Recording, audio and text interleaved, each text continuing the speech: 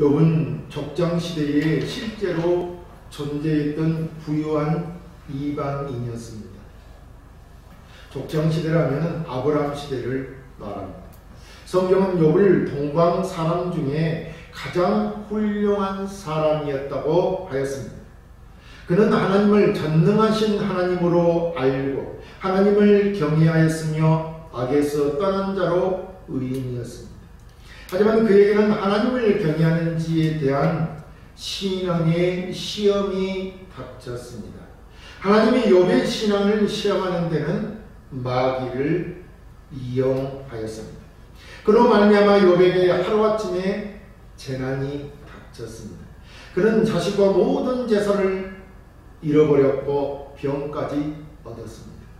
어떤 사람들은 죄의 대가로 고난과 고통을 당하게 되었다고 말하나 전혀 그렇지 않다는 것을 우리는 욥을 통해 배워야 합니다.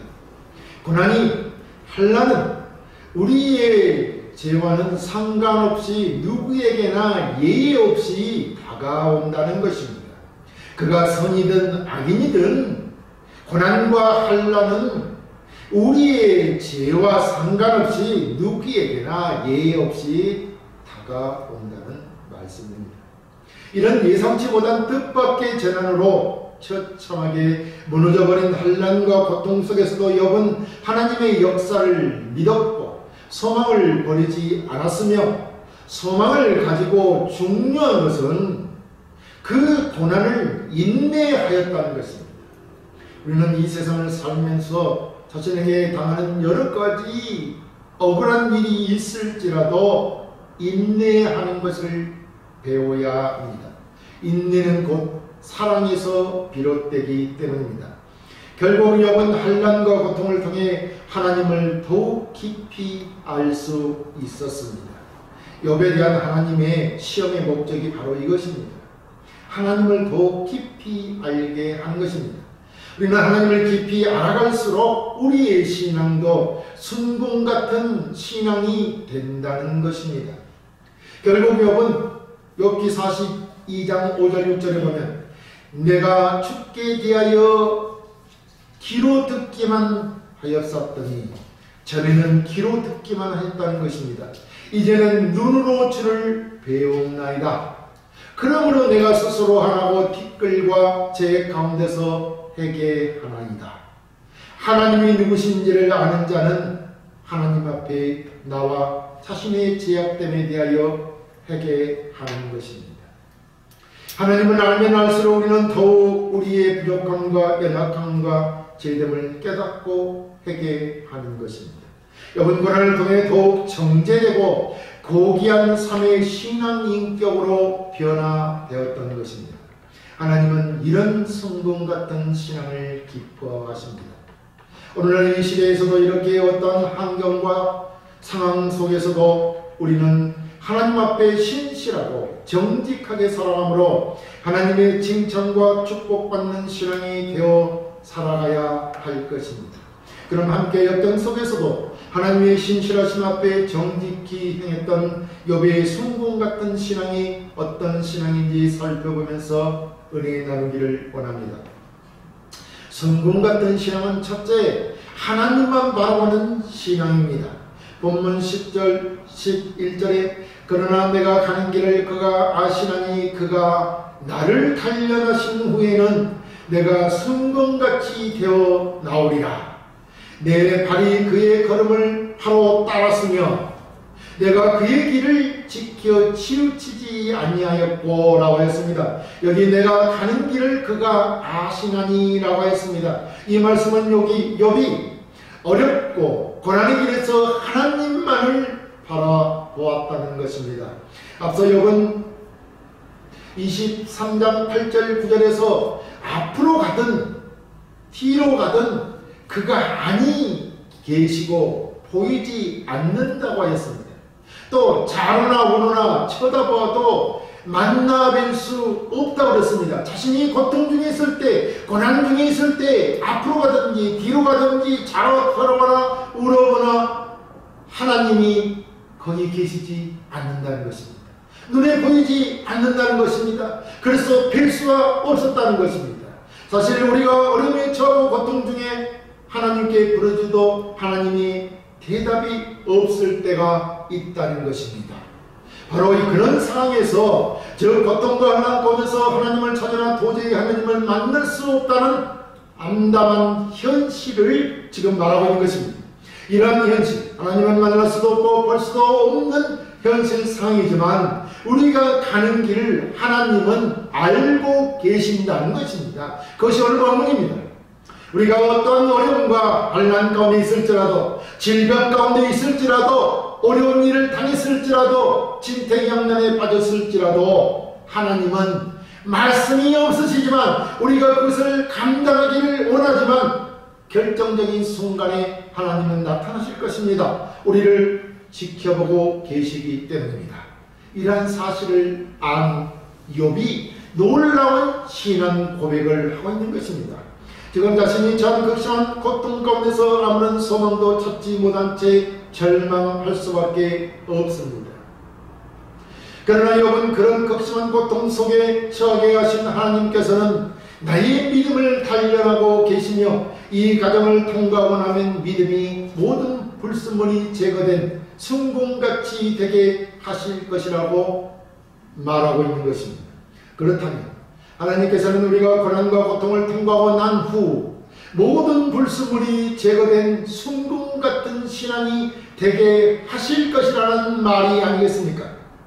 하나님께서 우리에게 고난과 고통과 질고를 주시는 것은 우리의 신앙이 이렇게 순금 같은 신앙이 되게 하시기 이함이라는 것입니다.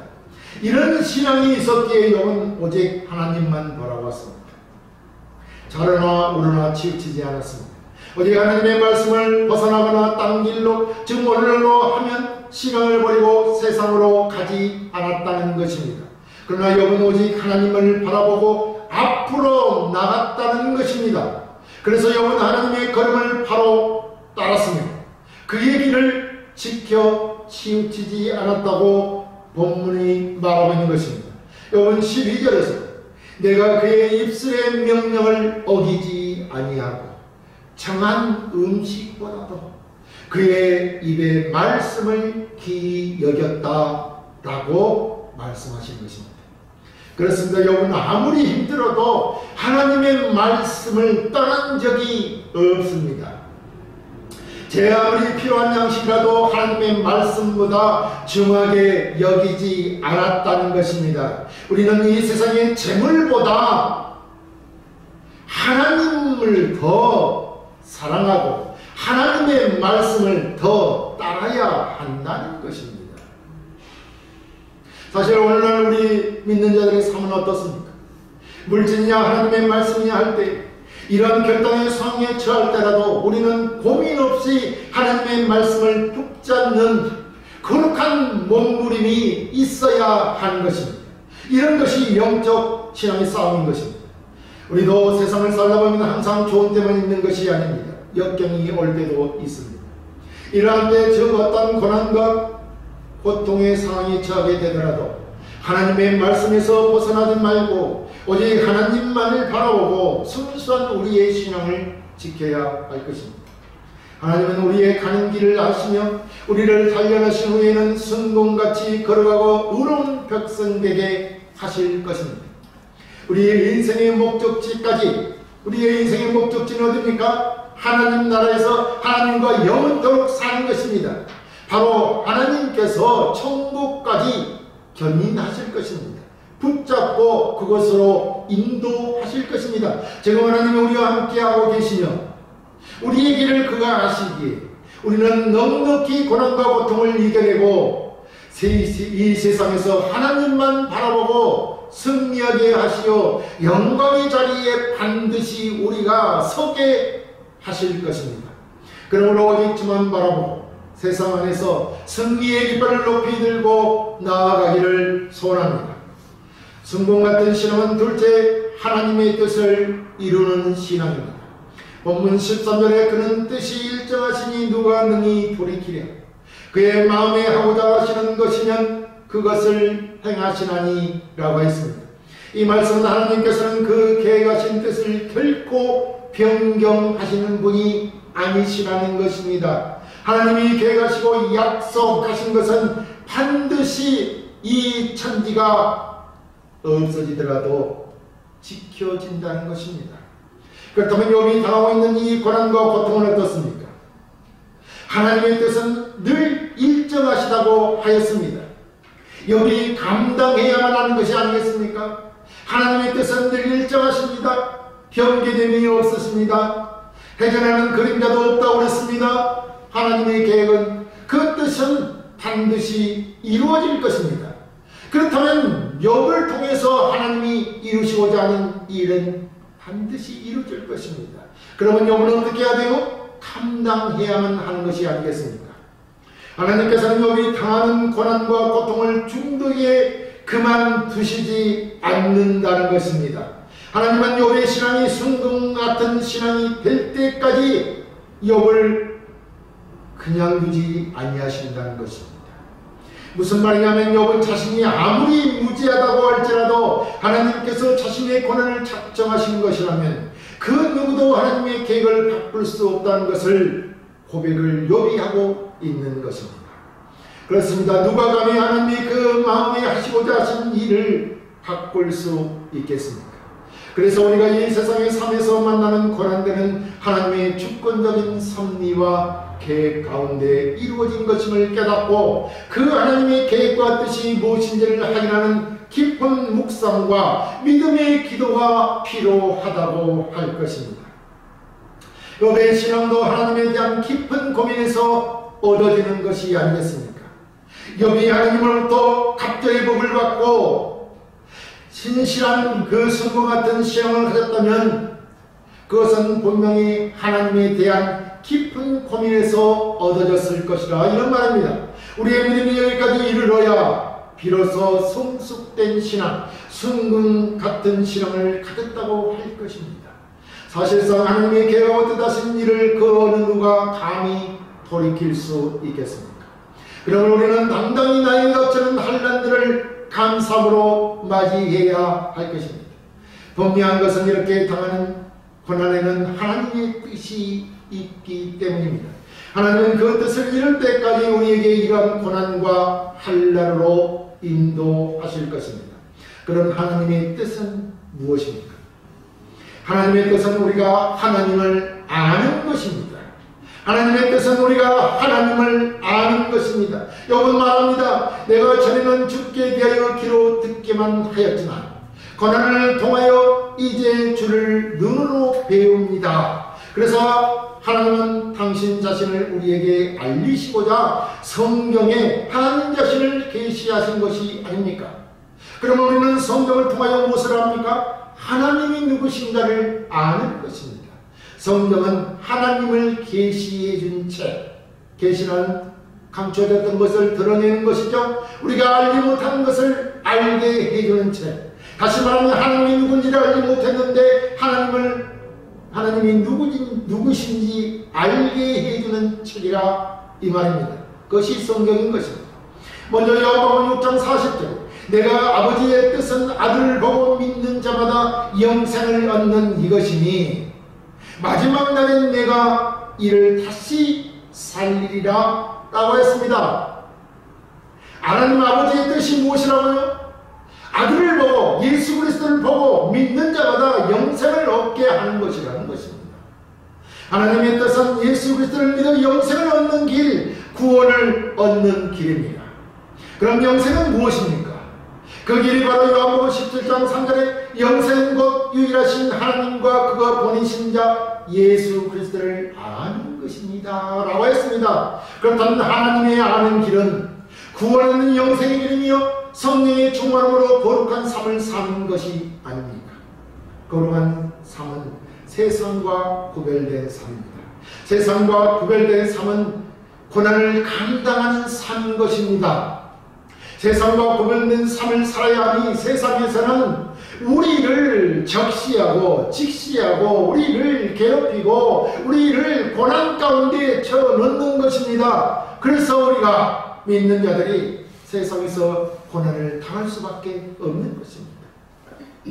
죄인들이 죄의 편에 같이 서지 않았기 때문에 우리를 해방하고 우리를 적으로 대하는 것입니다. 고난을 통해야 하나님을 만나고 하나님이 어떤 분이신지 알게 된다는 말입니다. 그래서 바울은 어렵고 힘든 세상을 살아갈 때 악을 악으로 갚지 말고 항상 선을 따르라고 하시면서 이렇게 말씀하셨습니다. 데살로니가전서 5장 16, 18절입니다. 세상을 살아갈 때 어려움과 고통 가운데 있을 때 정말 어렵지 않습니까? 그랬을 때 악인들과 같이 그들처럼 보복하지 말고 화내지 말고 악을 악으로 갚지 말고 항상 선을 따르라고 말씀했다는 것입니다.